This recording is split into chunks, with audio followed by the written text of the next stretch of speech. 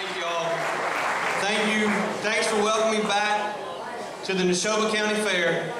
It's always an honor to participate in this special Mississippi tradition. My wife Ely is here with us today. Would you please stand, Ely? There she is over here. Thank you. We were talking on the way over here. It's amazing to me that we had our 10th wedding anniversary last November, and this is my 10th time to speak at the Neshoba County Fair. Ely and I particularly appreciate the fair organizers, Representative Bounds and others, for giving me this late speaking slot this morning, because we had a late night last night in Jackson with our two oldest daughters, Tyler and Emma, at the American Idol concert. Maddie, our youngest, was the big winner last night because she got to stay home. But like most everyone else in Mississippi, our girls became big Skylar Lane fans. She put on a great show last night, but I gotta tell you that being in the Coliseum with a room full of screaming teenage girls was a little bit challenging. With 3 young daughters, I guess that's just a preview of what's to come at my house in the next few years. And I gotta say, I am not ready for that. But after going through my first legislative session this year, how much worse can it be? You've heard from Commissioner Posey and Commissioner Hall on all the ways they're working to keep the lights on and to keep the roads safe. You've heard from Stacey Pickering about how he's working hard to protect our tax dollars. And this morning you've heard from our Attorney General, Jim Hood. General Hood, my girls have been watching so much American Idol. If they were here, I'm sure Tyler would have said of your speech that it was a little bit pitchy, and Emma probably would have said it was just all right for her. But I'm sure they would invite you back and give you one more shot.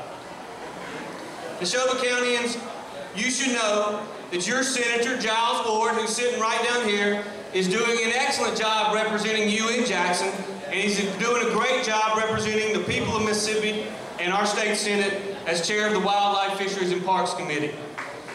Absolutely.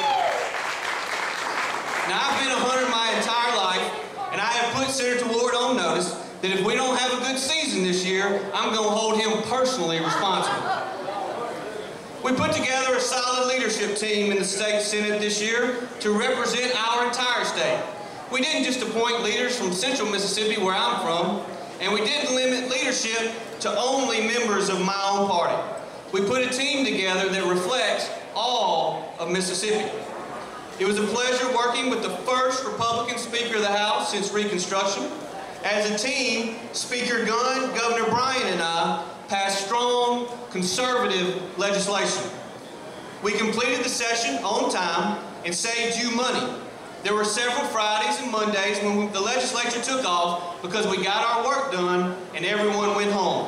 We saved taxpayers more than $375,000 by getting the job done and getting the politicians out of Jackson. And for the first time in 10 years, the legislature passed a balanced budget on time. If only Washington could do that, we would all feel better. We also did something good for our economy. We cut the taxes businesses pay on their inventory. What a difference a conservative majority makes. The liberals have opposed this tax cut for years, but it's just common sense. Now, our small businessmen and women can and will invest more in growing their businesses and putting more Mississippians to work. I campaigned last year on cutting government waste, and one of the most egregious examples has been our spending on state cars. Taxpayers have paid for about 7,500 vehicles.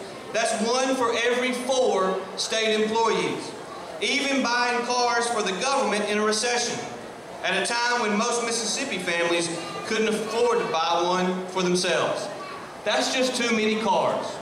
So we placed a year-long moratorium on state car purchases and ordered a 2% annual reduction in the fleet for 3 years. That's going to save you, the taxpayer, over $12 million this year alone.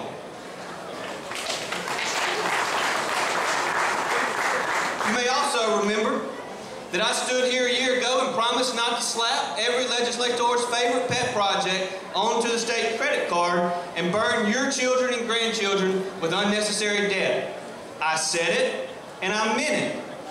For the first time in the memories of most people, we did not have a bond bill this session. It was time to draw the line and take a break from the borrowing. Now, there were some good projects, many of which I supported, and some projects that we really needed. I hope we can get some of those funded next session. But I can promise you this, just like the Senate did this year, we are going to offer a conservative borrowing plan for only the most essential needs. We must permanently change the mindset in the legislature about borrowing money. Every dollar we commit to servicing debt is a dollar that can't be invested in public safety, health care, and public education every year. We cannot let feel-good debt threaten our priorities. Another accomplishment in the last session is that our budget set aside money in the rainy day fund for only the second time in 8 years. And we ended the fiscal year with $268 million more than was originally anticipated. Now, there are some people in Jackson who were mad that we didn't spend more of your money. They see it as their money and believe we ought to spend all of it. I just don't see it that way. Our state economist predicts that our revenues will not return to pre-recession levels for another 2 years. He described our economy as weak and vulnerable. That should be reason enough for us to continue saving and watching what we spend. But if that's not enough, we now have Obamacare as the law of the land, and we're going to need every dollar we can find if it remains the law. If we expand Medicaid like the president wants, we'll have to find another $1.6 billion over the next 7 years. Clearly, we can't afford that.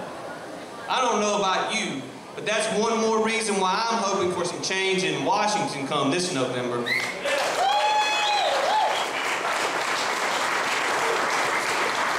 Speaking of change, we are taking the first steps toward real reform in our public schools. First, we invested nearly $30 million more than last year in the K-12 education. Now, did you catch that?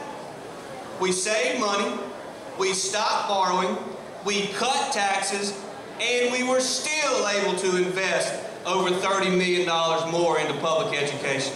Now that is conservative leadership at work.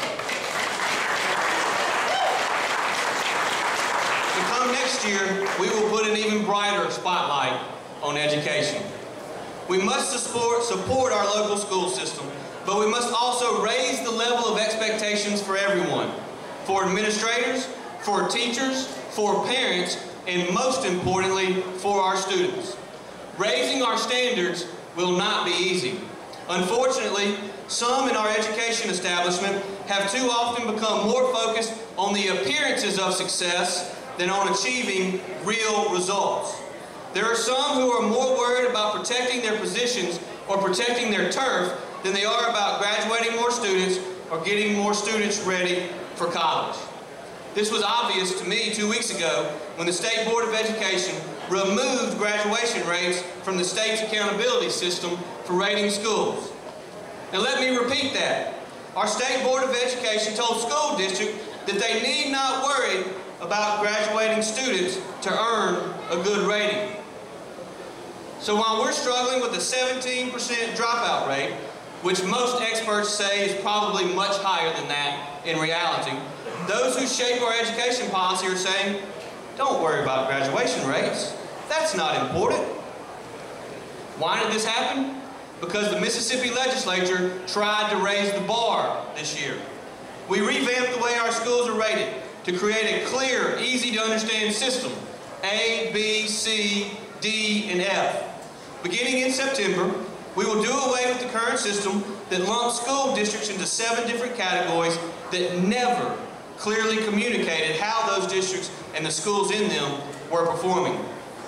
For example, we have about 50 school districts that are rated successful, but almost 14 of them have a majority of their schools rated below successful.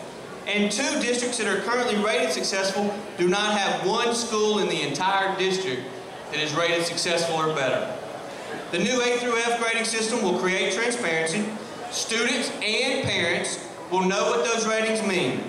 We all know what we expect from an A, and we all know we can do better than a C. Some of our education leaders are more worried these grades could embarrass principals or administrators. But I'm more worried about the opportunities for our children than bad PR for the adults. When you compare Mississippi's average ACT scores to other states, we show the lowest percentage of students displaying college readiness in all 4 ACT exams. That's not good enough. According to ACT standards, we adequately prepare only 10% of our students for college level work. That's not good enough. We shouldn't hide these dismal results. We should change them. The education status quo is failing us. The way up is not to bury our heads in the sand, it's to confront the hard truths and change our approach. When it comes to the new grading system, we didn't just make this stuff up. We've seen it work with our neighbors in Louisiana. We spoke with Governor Bobby Jindal and his people and others around the country who said this system made a difference in their states. Former Governor Jeb Bush's Foundation for Excellence in Education said they started this grading system in Florida back in 1999. And their student achievement has skyrocketed since then. At first, they only had 500 schools graded A's and B's. Today, they have more than 2,300 schools earning top grades. As Jeb Bush might say, what gets measured gets done. We know the new grading system is not a cure-all. That's why we've also allocated $500,000 to accreditation review teams to go into our school districts and closely evaluate where they are on all 37 standards set by the state. For us to improve, we must know what needs improvement and what standards are not being met. Other positive steps taken this year include the consolidation of some failing school districts. For years and years and years and years, legislators have talked about school district consolidation. With the help of Speaker Gunn and the leadership of Governor Bryant, this year we actually did school district consolidation. In Sunflower County, we had 3 separate school districts, all under state control. We consolidated those into one district and required an appointed superintendent. That will free up $1.2 million that can be spent in the classroom instead of the central office. In Bolivar County, they had fewer than 7,000 students in 6 school districts. We are trying to reduce those number of districts to 3, which would free up $1.3 million in administrative costs that can be redirected to the classroom. That consolidation effort currently is in the hands of the U.S. Department of Justice. So if anyone here has any connections there, sure would appreciate you putting in a good word for us. But we are not done yet. I will not stop pressing for public charter schools until they are a reality in Mississippi. The Senate passed it. The House did not. But I'm not quitting. Charter schools give children better options in Memphis, in Arkansas, and in Louisiana. We know they work. There's no good reason for denying the parents in the education of their children. Some of our education administrators view charter schools as a threat. I, on the other hand, view public charter schools not as a threat to our school districts, but rather as a tremendous opportunity to reach students who aren't being well served in the traditional system. Public charter schools will provide a choice for parents and students, a choice that could help keep more of our children in school, that could help increase our graduation rates, that could help increase student achievement, and that could help increase the overall education attainment level of our citizens. Now, I have a message for people in both parties who are scared of the future of education reform. Buckle your seatbelts, because reform is coming to Mississippi. Our families depend on us to improve our economy. And our economy depends on improving our educational system. It's not any more complicated than that. Everyone involved knows it. Everyone involved agrees with the objective. Surely, we can come together and work together and embrace a better future together. Our people deserve nothing less. I look forward to continuing to work with educators, legislators, and citizens to achieve those goals and to keep Mississippi the best place in America to raise a family. Thank you for the privilege of serving as your Lieutenant Governor. May God bless the state of Mississippi.